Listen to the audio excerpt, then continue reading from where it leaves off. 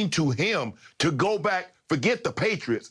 It's the guy that's standing on the sideline that's not going to take a snap that Tom Brady really wants to get back at. Yep. He loves his teammates that he played with. They wasn't the one that ran him out of town. No. It was the guy that's standing on the sideline with the cutoff hoodie that's doing the Subway commercials now, Skip, that ran him out of town. So he's going to want to get back at him.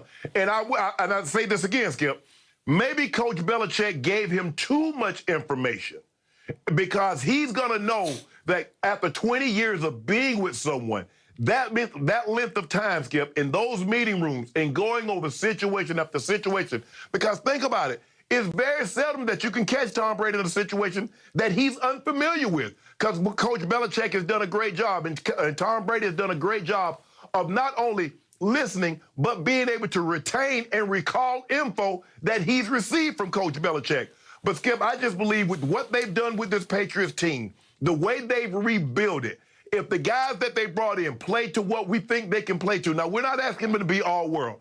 I don't expect Nelson Aguilar, Skip, to all of a sudden turn into Devontae Adams. I don't expect Kendrick Bourne to be Julio Jones. And I don't expect those two tight ends to be Darren Waller or Travis Kelce. I'm not expecting that. But I expect them to play better than what they had the last several years. Also going back, Skip, is Gronk. You know, Gronk don't really care. Gronk just like, hey, I'm here. Hey, Tommy, you want to get Coach Belichick? Hey, throw me a couple of tutties. Yep. Hey, I'll celebrate. I'll spike it. We'll have us a good old time. Yep. But this might be, obviously, Skip, you know, he's starting the Thursday night game.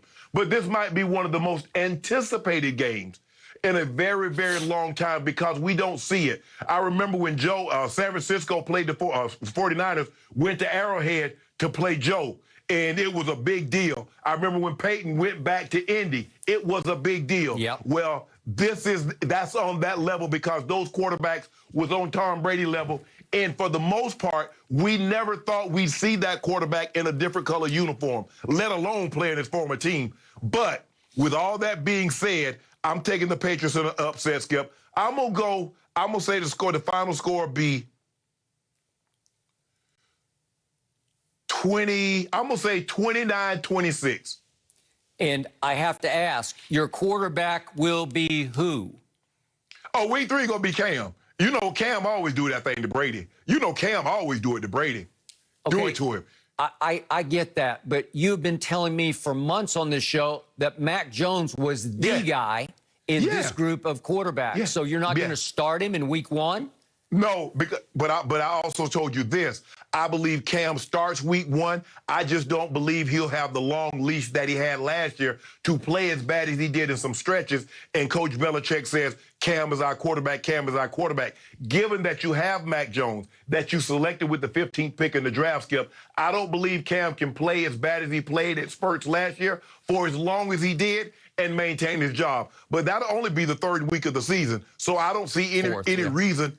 Well, excuse me, you're right. The 4th week of the season. I don't see any reason. I don't see how Cam loses his job the first month of the season. So Cam is the starting quarterback, and I think he runs his record of probably like, what, 2-0, 3-0 against Brady? Because, you know, he did it to him on the last second pass in New England. He did it to him on that Monday night when Tom Brady chased the official off the field. You remember that, Skip Bayless. He should have been fined for that. He accosted that official.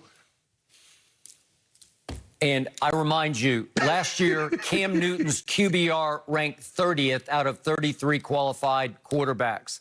He's not in Carolina anymore. He's not a young man anymore. I say good luck to you. In fact, you want to give me a couple of points? I don't know. No. Yeah. No, you're going to give me the line. You're going to give me the line. Okay, I'll do it right now. I will give you whatever the line is for 5 cases right now. Do it. Done. Thank you. Done. Thank you. Done. Okay, done. Now I want you to tell me what do you think Tampa Bay's record will be this year? I already told you. I told you yesterday, 13-4. Well, I thought maybe you'd sleep on it and come to your senses. No.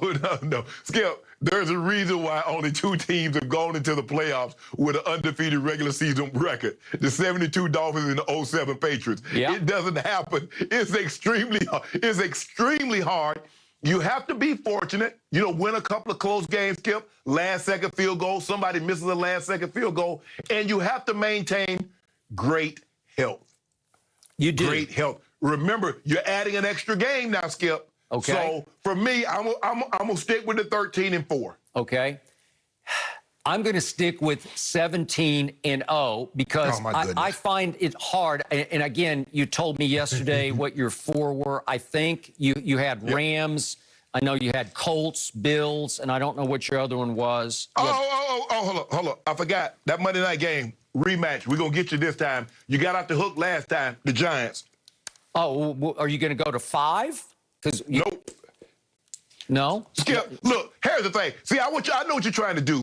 You're trying to pin me down. I'm saying 13-4, and if I'm off a game, well, they win a game that I thought they were going to lose, but you said they were going to lose. But if they lose a game I thought they were going to win, then you hold that against me. I'm just going to say, look, of those 17 games that you see on the screen right now, the Buccaneers will lose 4 of those ball games. How about that? All right. And what achievement tortured Brady the most when he failed to grasp it in the end? It was to go 19-0, right? It still haunts him to this day. Yeah, that's what he told me. What if he could eclipse that with 20-0 this year to just cap it off? Wouldn't that be the final biggest feather in the cap to go 20-0? I'm sure Tom Brady is thinking about that right now. Obviously, you have to take one game at a time. You got to get your health breaks. I get that. But this schedule, in fact, I saw the ESPN analyst Mike Clay, he graded this schedule the easiest in pro football this year. Just on last year's win-loss records, it's the 4th easiest. So you've got that sitting out there for Brady to shoot at. And again, I give you danger at Rams, and then they have 3 in a row danger games in late November, early December. They go at Indy, at Atlanta, and Buffalo at home. But do you really think that those teams will beat Tom Brady? I don't. And go ahead. Well, Skip, you know this. Division games are a lot tougher. Sometimes, teams are not very good within your division. But when you play a division opponent, something about the familiarity. Now, they're going to be maybe some situation. There's no Drew Brees. Carolina has a new quarterback. Matt Ryan has a new weapon. We'll see if Julio still remains there after June 1st. But division games are a lot tougher sometimes than we give them credit for. And the teams might be terrible outside the division. But it's something about playing a division opponent, being familiar with that. So for me, Skip, I like I said, 13. Skip, you make it seem like I said they're going to be, 10-7. 13-4 is a very good schedule. I mean, a very good record considering you got an extra game. I got it, but we're light years apart when you got 4 losses and I got none. And you out your mind, though. Okay, let me throw this back at you very quickly. I want you just to react to this. This is Tom Brady throwing to, let's start at the top, Mike Evans, Chris Godwin, Antonio Brown. Then let's go to the tight ends. There's this guy Gronk. There's Cameron Brate. O.J. Howard will be back. Correct. Then let's keep going down the list. There's Scotty Miller. There's Tyler Johnson. And they added Gio Bernard as a 3rd down catchback, a James White type, right? Yes. And then you got Fournette and Rojo running the ball, as well as my little man from Vanderbilt, Keyshawn Vaughn, if he ever gets out of the doghouse. And then you've got a top 5 offensive line whose starting right guard was injured in the Super Bowl. Alex Kappa will be back in place of Aaron Stinney, who can still back up any of the positions in the offensive line. So my point is, what's not to love about that? Is that not dynamic? Is that not juggernaut to you? Yeah, it is, Skip. But here's you know why the strength of schedule is so easy? They play the Cowboys. They play the NFC East. Anybody that has that division that's playing that division has an easy schedule. I'm with you. They got to give me, and they threw my team to the Wolves in game number 1 at Tampa Bay on Thursday night. That's just not fair. And I wanted to feast. That's just wrong place, wrong time. Okay, the defense last year for the Bucs didn't even spring to life until the 3rd to last game. They weren't very good until at Breeze, at Rodgers, and then Patrick Mahomes in the Super Bowl, right? And you don't think they'll carry that momentum into this year because everybody is back. You thought Yeah. Shaq Barrett would be gone. You thought Sue would be gone. And all of a sudden, they are back because they all want to run it back. And there's still a Vita Vea. There's still a JPP. Obviously, there's a Devin White. There's a Levante David. And that secondary was very young last year, and it will only get better by the snap. It's loaded. And I think Todd Bowles –